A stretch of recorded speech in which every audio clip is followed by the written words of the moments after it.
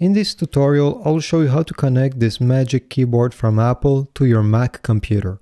There are two options and I'll show you the easiest one first.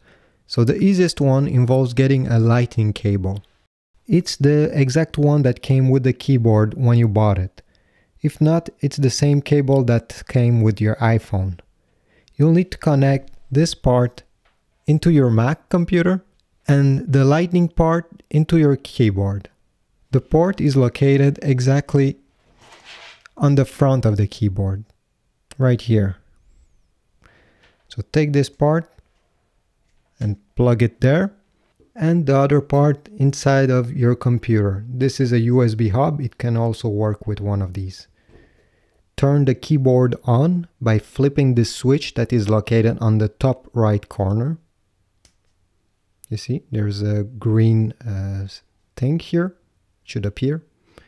This way your keyboard will be paired with your computer, and after a few seconds, I would say maybe 10 or 15, you will see on the screen a small message saying that you can disconnect the keyboard.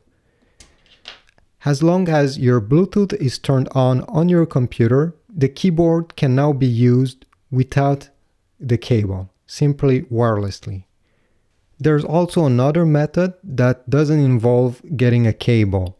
So for this second method, the same thing, you need to make sure that your keyboard is turned on and is charged. Now you need to go on your computer under System Preferences. There'll be a Bluetooth icon just here. Click on it. If your Bluetooth is turned off, you'll need to click on this button to turn it on. Mine is already turned on, so I don't need to do anything.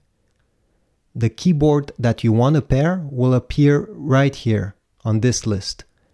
This is the one we want to pair today. You'll need to press the connect button. It will take maybe 5-10 seconds and it will say connected right below it.